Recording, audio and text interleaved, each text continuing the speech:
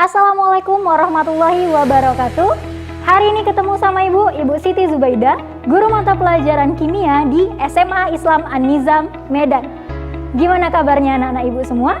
Semoga kita semua selalu sehat dan selalu dalam lindungan Allah Subhanahu wa Ta'ala. Jadi hari ini kita akan belajar kimia yang pastinya sangat seru untuk dipelajari. Oke, jadi hari ini kita akan membahas materi baru ya.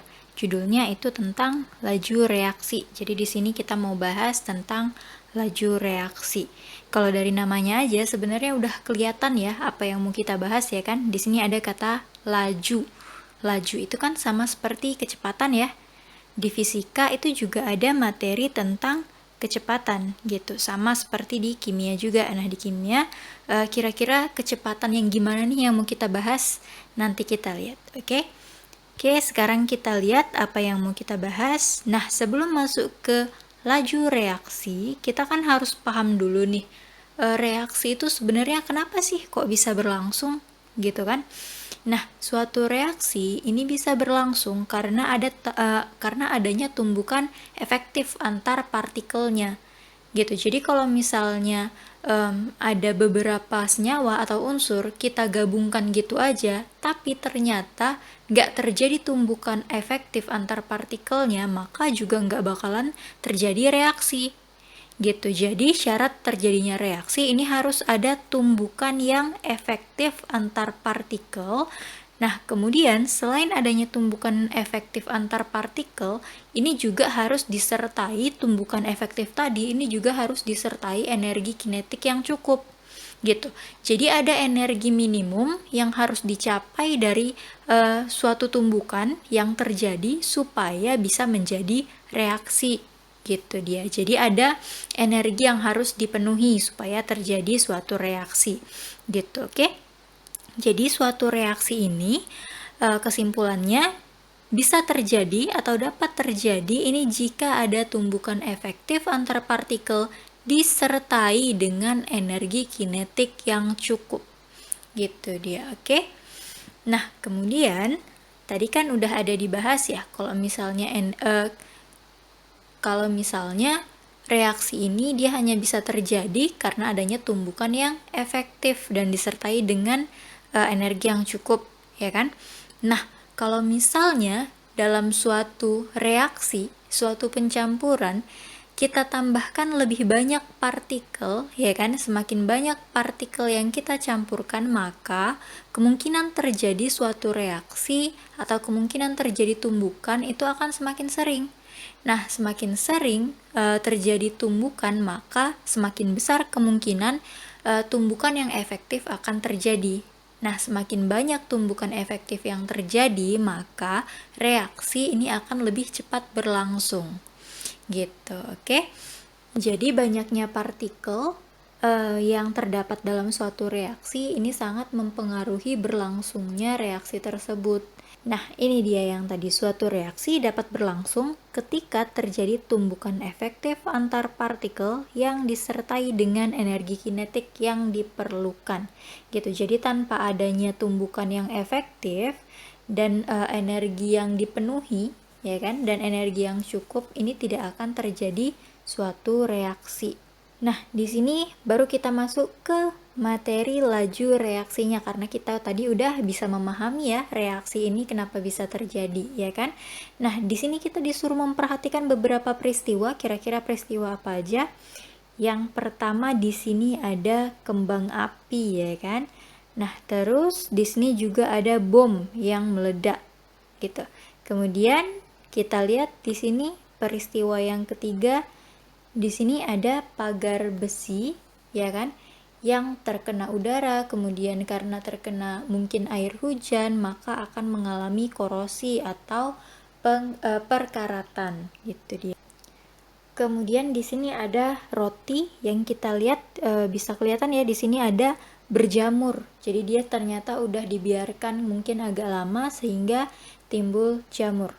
Nah, dari 4 peristiwa yang udah dikasih tadi, yang pertama tadi ada kembang api, ya kan? Kemudian yang kedua ada bom yang meledak. Kemudian juga ada di sini pagar besi yang mengalami perkaratan atau berkarat. Kemudian ada juga roti yang sudah berjamur.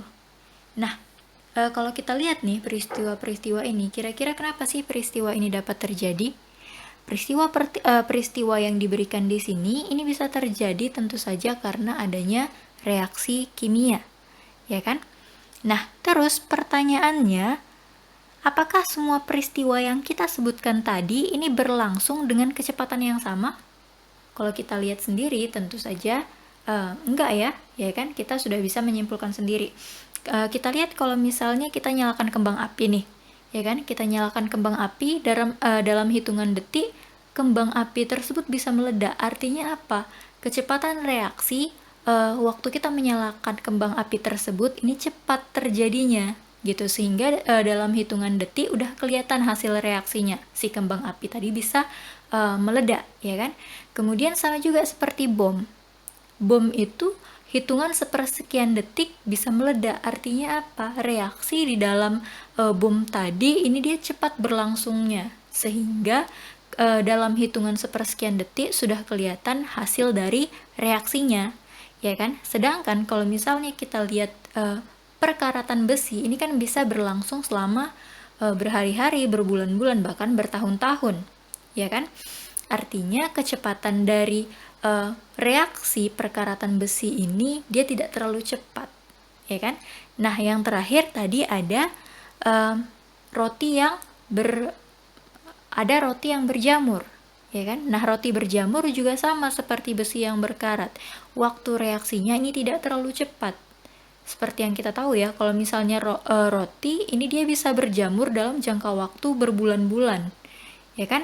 Artinya reaksi untuk suatu roti bisa berjamur ini dia memerlukan waktu yang tidak terlalu cepat, gitu dia, oke? Nah, terus apa nih Bu hubungannya sama laju reaksi seperti yang kita sebutkan tadi sebelumnya?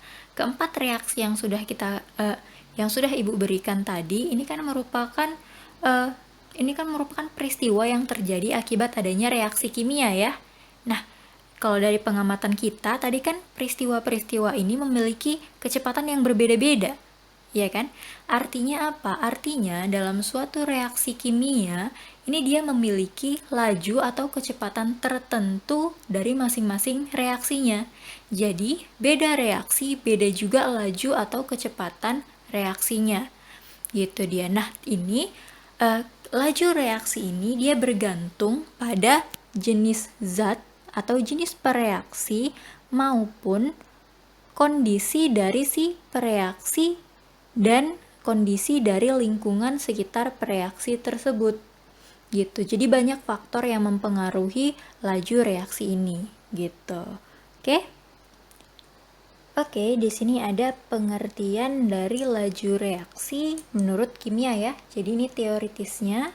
Kalau menurut kimia, di kimia laju reaksi ini merupakan perubahan konsentrasi zat per satuan waktu. Jadi seperti yang kita tahu ya, kalau misalnya dalam suatu reaksi ini konsentrasi zat-zat di dalam reaksi tersebut pasti akan mengalami perubahan seiring berjalannya reaksi, ya kan?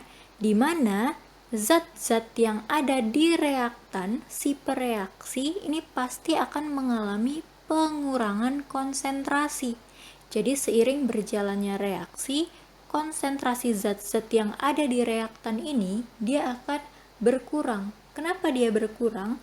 Karena zat-zat yang ada di reaktan ini akan membentuk zat baru yang nantinya akan ada di produk, sehingga konsentrasinya akan berkurang, gitu dia. Nah, sedangkan zat yang letaknya ada di produk, konsentrasinya akan bertambah. Kenapa? Karena dia yang dibentuk oleh si reaktan, sehingga seiring berjalannya reaksi, konsentrasi zat-zat yang ada di produk ini dia akan semakin bertambah, gitu dia. Oke? Nah, tadi pengertian laju reaksi ini kan katanya perubahan konsentrasi zat per satuan waktu, ya kan? Jadi kalau misalnya di sini ada reaksi A yang kecil ini menunjukkan koefisien ya. Kemudian ditambah B menghasilkan C. Ini misalnya ada reaksinya, ya kan? Nah, maka kalau misalnya reaksinya ini modelnya kayak begini, ya kan? Maka laju rata-rata dari reaksi tersebut ini adalah negatif 1 per koefisien dari A, ya kan? Dikurang delta A atau perubahan konsentrasi si zat A yang ada di reaktan, ya kan? Dikurang perubahan waktunya atau delta T dilambangkan. Gitu. Nah, di sini kenapa tandanya negatif? Seperti yang sudah Ibu sampaikan tadi. Kalau misalnya zat di reaktan seiring berjalannya reaksi, dia akan mengalami penurunan konsentrasi, ya kan? Sehingga tandanya di sini negatif. Supaya apa? Supaya lajunya nanti akan bernilai positif. Kenapa kok dia bakalan bernilai positif, Bu? Seperti yang Ibu bilang tadi, konsentrasi di reaktan ini kan dia semakin berkurang. Otomatis nilai delta A-nya atau perubahan konsentrasinya ini juga akan bernilai positif. Kenapa? Karena konsentrasi akhir ini lebih kecil daripada konsentrasi awal si pereaksinya. Gitu. Nah, sementara perubahan konsentrasi atau delta konsentrasi A, ini kan rumusnya konsentrasi A yang kedua dikurang konsentrasi A yang pertama. Nah, konsentrasi A yang kedua, ya kan, setelah dia bereaksi, ini kan tadi lebih kecil ya daripada konsentrasi A sebelum reaksi. Kenapa? Karena seiring berjalannya reaksi, si A ini akan mengalami penurunan atau pengurangan konsentrasi. Gitu, karena dia letaknya ada di reaktan. Gitu. Oke?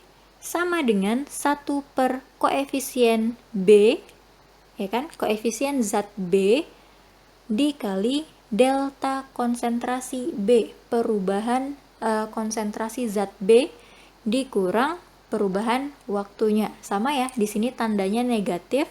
Kenapa negatif? Sama karena B ini di sini dia sebagai reaktan. Seperti yang udah Ibu sebutkan tadi, kalau reaktan seiring berjalannya reaksi konsentrasinya akan semakin berkurang sehingga nilai delta konsentrasi B-nya ini akan negatif juga. Gitu, oke? Nah, kemudian di sini sama dengan 1 per koefisien zat C dikali delta atau perubahan konsentrasi C dibagi perubahan waktunya. Nah, untuk C di sini nilainya positif. Kenapa positif? Karena C letaknya itu ada di produk. Seperti yang udah Ibu sebutkan tadi, kalau misalnya produk seiring berjalannya reaksi, maka dia akan semakin bertambah konsentrasinya. Gitu dia, oke? Bisa dipahami ya? Nah, sekarang kita lihat di sini ada contoh soal. Di sini contoh soalnya kita udah diberi reaksi, ya kan? Ada 2 HBr menghasilkan H2 ditambah Br2. Nah, di sini pertanyaannya yang pertama, pada 10 detik pertama konsentrasi HBr turun dari 0,5 molar menjadi 0,10 molar. Untuk pertanyaan yang pertama, di sini katanya pada 10 detik pertama konsentrasi HBr turun dari 0,15 molar menjadi 0,10 molar. Yang ditanya, hitunglah laju reaksi rata-ratanya. Berarti laju rata-rata reaksinya itu yang ditanya, ya kan? Tadi katanya laju reaksi rata-rata itu rumusnya apa yang diketahui di sini HBr yang diketahui. Maka lajunya itu sama dengan di sini yang diketahui HBr ya. HBr itu letaknya di reaktan. Ingat, reaktan seiring berjalannya reaksi dia akan mengalami pengurangan atau penurunan konsentrasi sehingga Sehingga di sini tandanya itu adalah negatif. Ya kan? Negatif 1 per koefisien dari zat yang diketahui HBr, berarti koefisien dari HBr. Di sini koefisien HBr-nya itu 2. Berarti 1 per 2 dikali delta atau perubahan konsentrasi HBr dibagi perubahan waktunya. Oke, tinggal kita masukkan nilainya. Negatif 1 per 2 dikali perubahan konsentrasi HBr. HBr katanya konsentrasinya turun dari 0,15 molar menjadi 0,10 molar.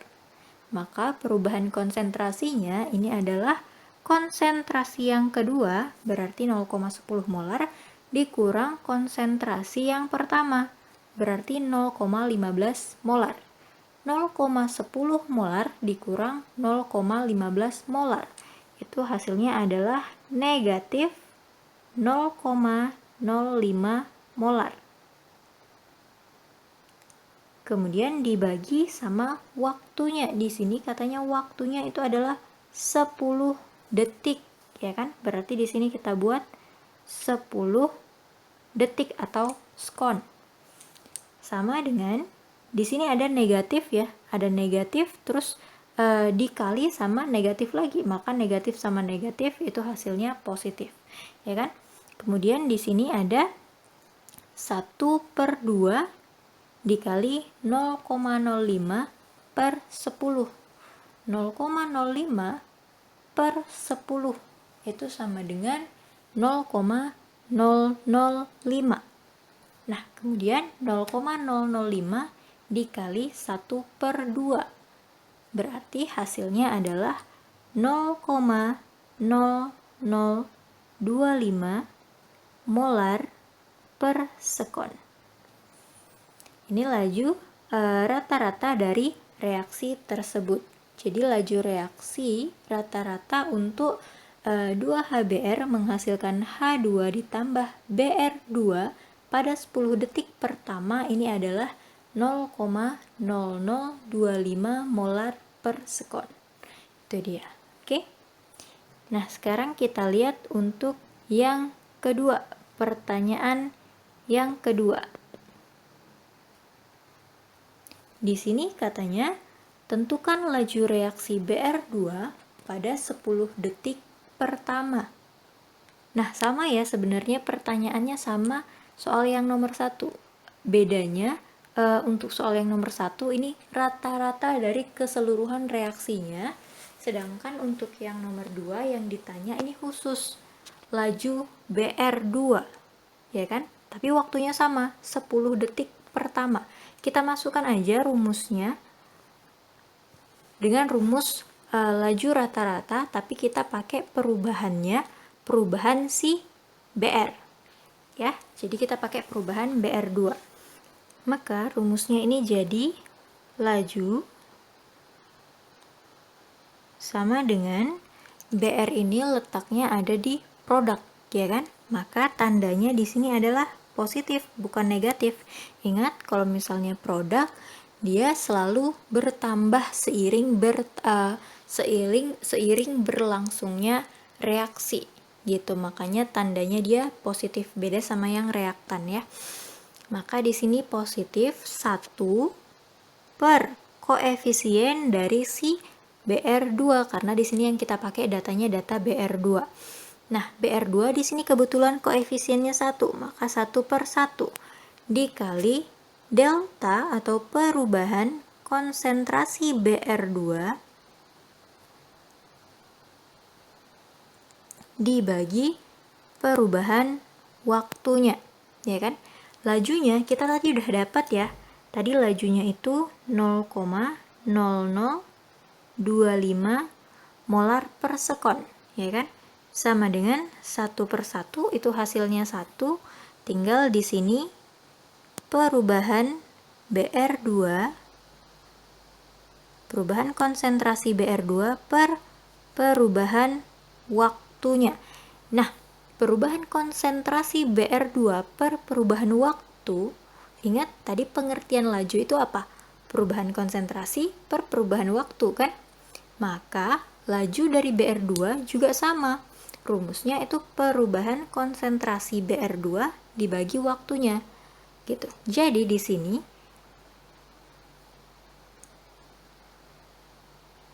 delta BR2 dibagi delta T ini merupakan laju dari si BR2. Maka di sini V BR2 atau laju BR2 itu sama dengan 0,0025 molar per sekon. Gitu dia. Oke, bisa dipahami ya? Oke, sekian pembelajaran kita untuk hari ini. Sampai ketemu di video pembelajaran yang berikutnya. Jangan lupa like, komen, dan share video ini. SMA Islam An-Nizam, unggul, cerdas, Islami. Assalamualaikum warahmatullahi wabarakatuh.